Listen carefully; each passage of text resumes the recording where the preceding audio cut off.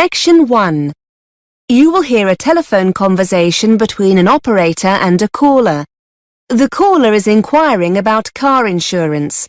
First, you have some time to look at questions 1 to 4.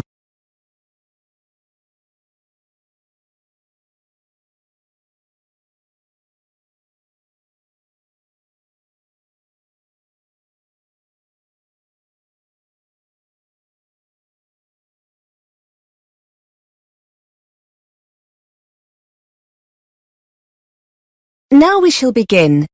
You should answer the questions as you listen, because you will not hear the recording a second time. Listen carefully and answer questions 1 to 4. Good afternoon, Heartline Car Insurance. How can I help you? Hello, I'd like to speak to someone about car insurance. Certainly, sir. Can I take your name, please? It's Liam Bird. OK, Mr. Bird. Is the policy for you? Yes, I bought the car last night. It's still with the original owner, though, until I get the insurance sorted out. Will I be able to do this over the phone now? Of course, sir. If you have all the information we need to process the application, we should be able to sort it out for you immediately. Could you tell me the make and model, Mr. Bird? Yes, it's a Ford Fiesta. And can I have the registration number, please? Yes, it's 3R1JTW. OK. I can see it's a 2002 model, is that right? That's right, yes. And what's the current mileage, Mr. Bird? Very high, unfortunately. 90,000 miles. OK, it's obviously very reliable. Hopefully, yes. And how many miles will you be driving per year? Probably about 6,000 a year. OK. And where will the car be kept overnight? Well, I don't have a garage or a driveway, so it'll be on the road. OK, nearly there. When would you like the policy to be effective from? Immediately, I suppose? Yes, I'm hoping to drive the car home this evening. So could I be covered from today? Yes, that's fine. Now, do you want fully comprehensive cover or third-party fire and theft? Just third-party fire and theft. It's only an old car. And how much no-claims bonus have you got, sir? 6 years. Before you hear more of the conversation, you have some time to look at questions 5 to 10.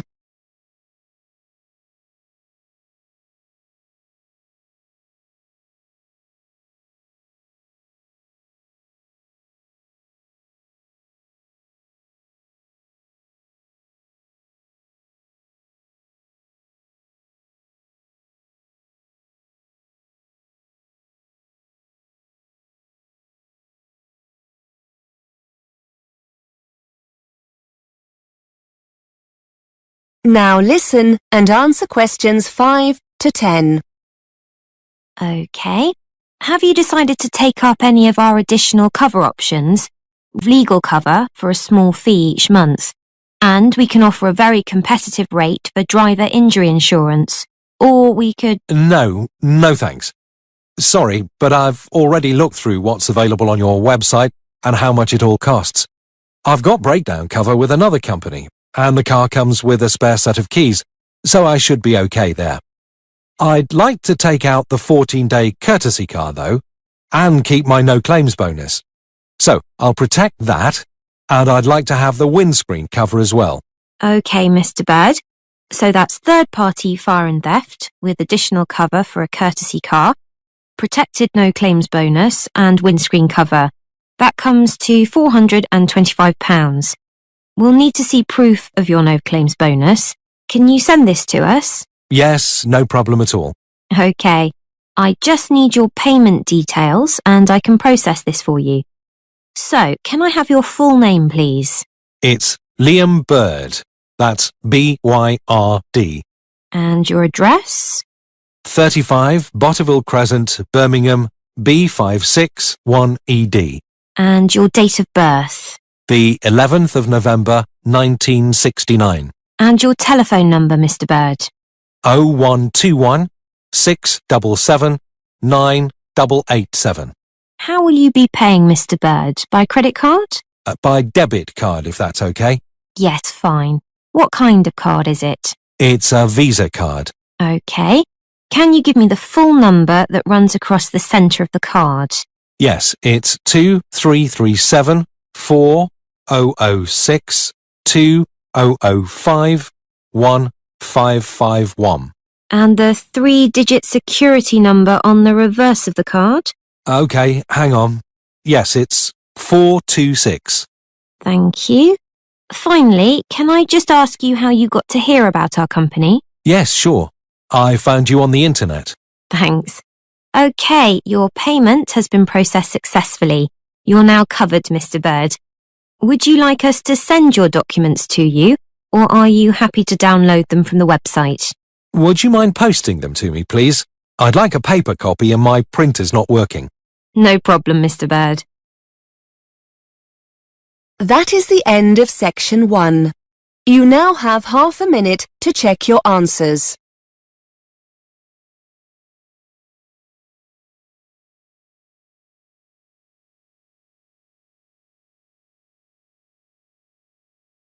Now turn to section 2. Section 2. You will hear a presenter interviewing a student on a radio show. The student is talking about her experiences of mountain climbing. First, you have some time to look at questions 11 to 14.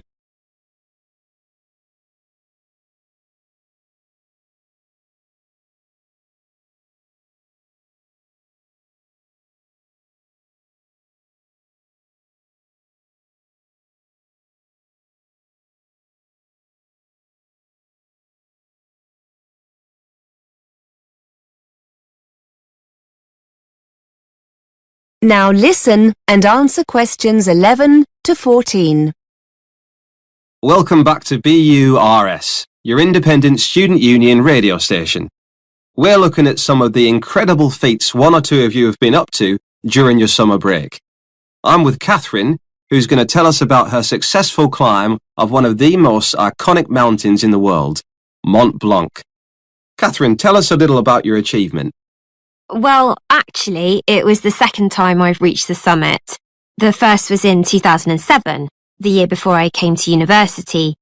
People are often surprised to hear how popular the mountain is with climbers. I've read somewhere over 30,000 people attempt the climb each year, and around 200 people a day summit during the summer season, so it's very crowded up there. Unfortunately, it's also potentially very dangerous. In July 2007, the month before I did my first climb, the death toll reached 30, mainly due to bad weather conditions. The sheer number of people can cause falling rocks, which only adds to the danger. Before you hear more of the interview, you have some time to look at questions 15 to 20.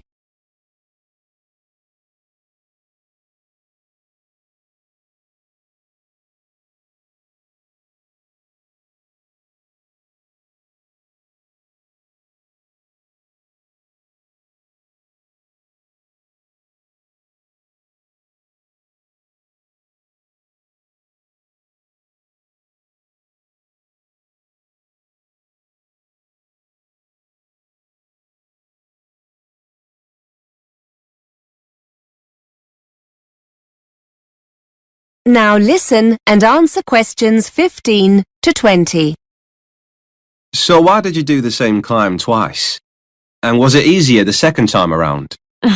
In many ways, they were totally different experiences.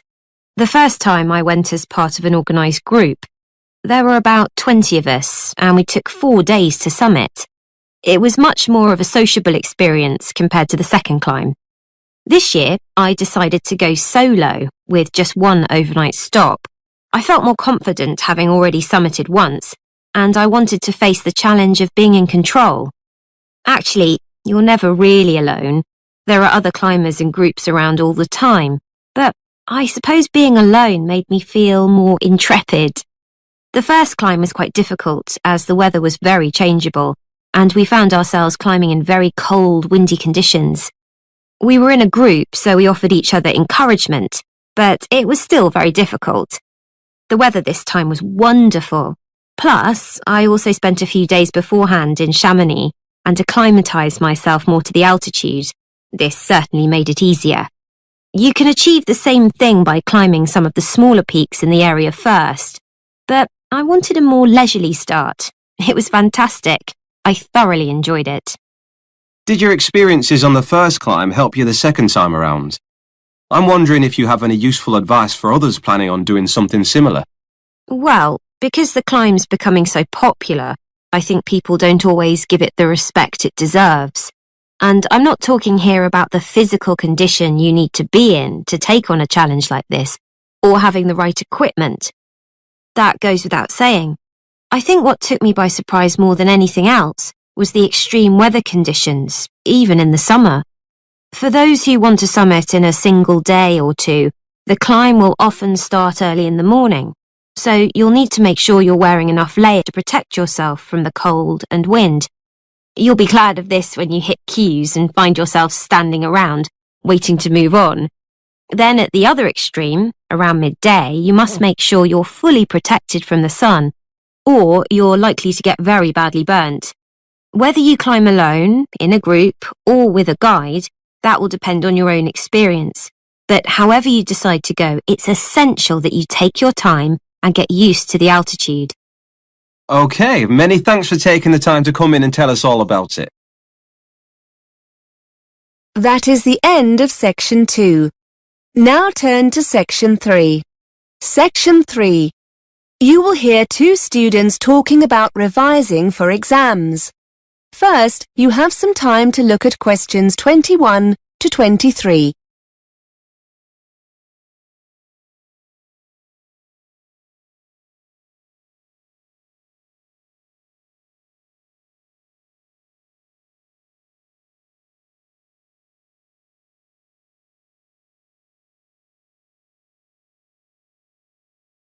Now listen and answer questions 21 to 23. Elaine, have you seen the exam timetable? They've just put it up on the department notice board. Yeah, I've just come from there. I must be honest, I'd put the thought of exams to the back of my mind. Now the dates are there, it all seems a little scary. Have you been revising much? No, not really. We've got a month, so I'm going to really get going on it now. Why don't we try and work together? Yes, let's meet a few times a week. I don't like working on my own. I never seem to be able to focus properly. What about Tuesday and Thursday? Oh, no, I have a late seminar on Tuesday. Monday and Thursday? What about that? Yes, that'll be okay. How do you go about revising? Have you got any tips? Well, our tutor said we shouldn't start background reading or writing notes until we're clear in our mind what we need to revise. He said with a revision timetable, so we know what to revise and when. That sounds sensible. Then we can use the timetable to work independently. It'll help us to make sure we're both working on the same subjects. We can make that the first thing to do in our first session. Write up a timetable. OK. I reckon the kinds of things we can do on our own in between meetings are things like arranging our materials, lecture and seminar notes, handouts, feedback from our tutors, that kind of thing. If we arrange all these by subject, according to the timetable, it'll help us get organised. Before you hear more of the conversation, you have some time to look at questions 24 to 30.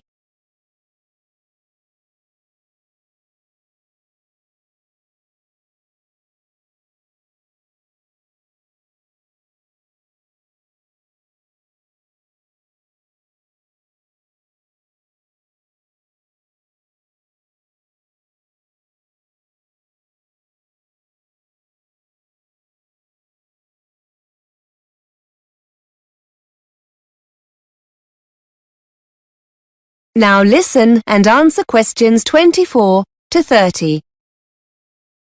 Good idea. Once we have all the content, I suppose we could make notes based on past exam papers. We had a talk about note-taking in one of the seminars.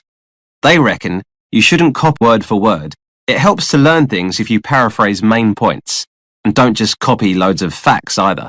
Try to get a feel for the main arguments or theories and match any facts to these. I also like using mind maps or spidergrams when I make notes. It means you can put down a lot of information, but so that it's nicely organised. It also means you can add new notes after, and bullet points. They really help you focus on main points rather than trying to link them together in sentences. We also need to remember to make a note of where the information comes from. The author, publisher, that kind of thing. That's really important. Otherwise, when you're writing the assignment, you can never remember where you got a particular quote from. I know I said earlier about testing each other when we get together, but now I think about it, do you think it would be a better idea to talk through our notes on a particular subject? Have a kind of discussion between ourselves? We could use the questions in the past papers to base the discussion on. Yes, so basically the timetable can be a discussion schedule. Then after each session, we could go away and do a timed essay on the subject. Maybe swap and mark each other's essays. That's a good way to learn, I think. Critique each other's work. Great idea. So we'll start next Monday with the timetable. That is the end of Section 3. Now turn to Section 4. Section 4. You are going to hear a student giving a talk about her research project on the subject of urban design. First, you have some time to look at questions 31 to 37.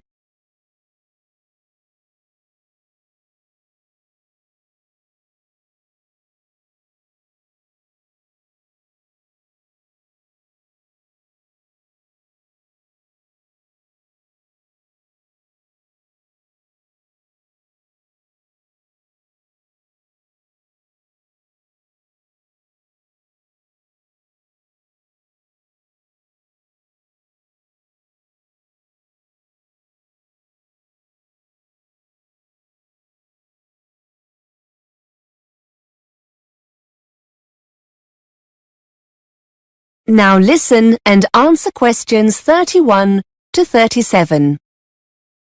OK, everyone. This week it's the turn of Carol to talk about the progress of her research project. Over to you, Carol. Thanks. Yes, hello everybody. I'm going to talk about something called shared space and the research I'm in the process of carrying out into people's attitudes to this, as it might affect them in their local community. First, I'd best explain what shared space is. In essence, shared space is an approach to urban design that attempts to open up main street junctions to pedestrians by reducing the dominance of motor vehicles. It's a form of planning associated with a Dutch road traffic engineer called Hans Monderman, who believed that by sharing the space available, drivers become more aware of pedestrians and drive more carefully. Pedestrians are able to move more freely in this shared space, and the number of accidents is reduced. Shared space design is usually employed in urban centers where pedestrians congregate, such as in shopping areas. It usually results in demarcations between vehicle traffic and pedestrians being reduced or removed altogether. This includes features like curbs, road surface markings, and traffic signs. There are many examples of shared space in operation abroad and in the UK, for example in Kensington High Street in London and Giles Circus in Ipswich. In addition to a decline in accidents, those in favor of shared space also claim additional benefits such as a reduction in unsightly street furniture, like signs and metal guardrails, which can be replaced with more trees, planters, seating areas, and other aesthetic improvements determined by local people. With these urban centers easier to get around in, supporters claim that people are more inclined to shop there, and as a consequence, the center can become a more thriving area for local people and businesses. Here are some before and after photographs of shared space developments to give you an idea of what it looks like. Despite all its advantages, shared space is opposed by various interest groups. Some motorist organizations claim that the system means drivers lose important information through the reduction of signage. Those representing blind people argue that removing features such as curbs, railings, and barriers between pavements and roads takes away familiar support and means this group of people cannot negotiate their way as easily as other road users. Cyclist representatives have also criticized some aspects of the scheme, arguing that, despite benefits, some cyclists feel more bullied by motorists and consequently less safe. Supporters of shared space themselves also point out that a lack of experience and understanding of shared space by planners can lead to negative experiences for all these groups. Before you hear more of the talk, you have some time to look at questions 38 to 40.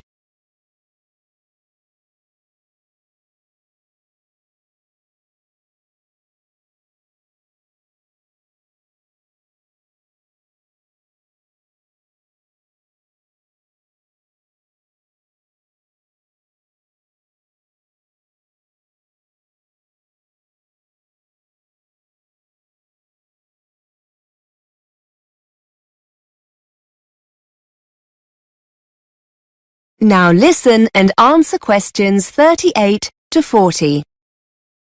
To carry out my research, I approached a local campaigning group in my area who were interested in adopting shared space in our local shopping center.